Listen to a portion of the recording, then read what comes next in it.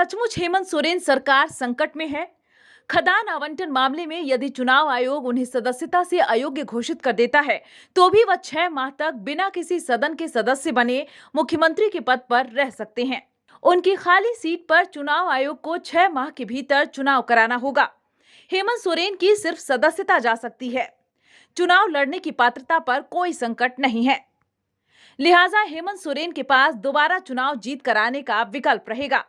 सरकार के पास बहुमत का आंकड़ा है, इसलिए पहली नजर में यह कहा जा सकता है कि सरकार संकट में नहीं है।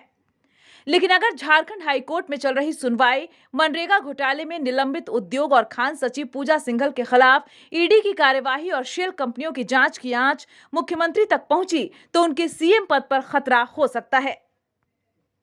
कानूनी शिकंजे में आने की स्थिति में मुख्यमंत्री को पद से इस्तीफा देना पड़ेगा और ऐसी सूरत में मौजूदा यूपीए सरकार संकट में पड़ सकती है। अगर ऐसा कुछ होता है तो क्या-क्या विकल्प हो सकते हैं? पहला, चुनाव आयोग ने मुख्यमंत्री हेमंत सोरेन के साथ उनके भाई बसंत सोरेन और मंत्री मिथिलेश ठाकुर को भी नोटिस किया है। अगर आयोग मुख्यमंत्री अथवा सबकी सदस्यता को अयोग्य करार देता है, तो भाजपा राज्यपाल से मांग कर सकती है कि वे मुख्यमंत्री को बहुमत साबित करने को कहें। ऐसी स्थिति में राज्यपाल चाहें तो संतुष्ट होने के लिए विधायकों की परेड करा सकते हैं। दूसरा विकल्प, अगर राज्यपाल को लगता है कि मौजूदा सरकार के पास बहुमत का आंकड़ा नहीं है, तो वे स्थायी सरकार गठन के लिए अन्य विकल्पों पर भी विचार कर सकते हैं। तीसरा विकल्प, सरकार जाने की सूरत में संवैधानिक व्यवस्था और प्रशासनिक मशीनरी के फेल होने के हालात पैदा हो सकते हैं। इसके मद्देनजर राजभवन के पास केंद्र राज्य में राष्ट्रपति शासन लगाने की सिफारिश करने का विकल्प रहेगा। चौथा विकल्प ये हो सकता है कि राज्यपाल शासन लगने की सूरत में इसे 6 माह के भीतर संसद से अनुमोदित कराना होगा या इसके पहले नई सरकार के गठन की संभावनाएं तलाशनी होगी। अगर राज्यपाल को लगता है कि विधायकों की खरीद फरोख्त हो सकती है अथवा किसी दल अथवा गठबंधन के पास बहुमत का आंकड़ा नहीं होने से स्थायी सरकार गठन की संभावना नहीं बन रही, तो वे विधानसभा भंग कर समय पूर्व चुनाव कराने की सिफारिश कर सकते हैं। वहीं भाजपा के पास क्या विकल्प है?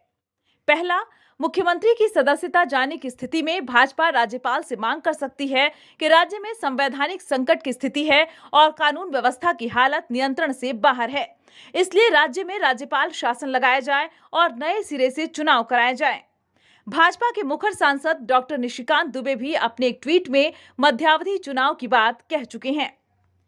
दूसरा विकल्प, मुख्यमंत्री हेमंत सोरेन के पद छोड़ने की स्थिति में झामुमो और कांग्रेस के असंतुष्ट विधायक पाला बदल सकते हैं और उनकी मदद से भाजपा सरकार बनाने का दावा कर सकती है।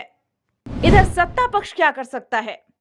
पहला, बाबूलाल मरांडी के खिलाफ 10वीं अनुसूची के उल्लंघन के मामले में स्पीकर के न्यायाधिकरण में सुनवाई पूरी हो चुकी है। अगर हेमंत सोरेन की सदस्यता जाती है तो इसका असर बाबूलाल मरांडी के मामले पर पड़ सकता है। दूसरा, मैनहट्ट घोटाले में एसीबी की जांच पूरी हो चुकी है। इसके मुख्य आरोपियों में पूर्व मुख्यमंत्री रघुवर दास भी हैं। एफआईआर की अनुमति के लिए फाइल मुख्यमंत्री के पास है, यह अनुमति मिल सकती है। तीसरा, रघुवर राज में झारखंड स्थापना दिवस पर स्कूली बच्चों के बीच टॉफी टी शर्ट वितरण और गायिका सुनिधि चौहान के कार्यक्रम में अनियमितता की जांच करने वाली विधानसभा की कमेटी ने गड़बड़ी पाई है। मामले की जांच एसीबी कर रही है। इसमें रघुवर दास के खिलाफ कार्रवाई हो सकती है। बहरहाल ये सारी संभावनाएं हैं और भविष्य में झारखंड की राजनीति का ऊंट किस करवट बैठेगा, यह बहुत हद तक चुनाव आयोग के फैसले, केंद्रीय जांच एजेंसियों की कार्रवाई में मिले सबूतों और अदालती आदेशों पर निर्भर करेगा।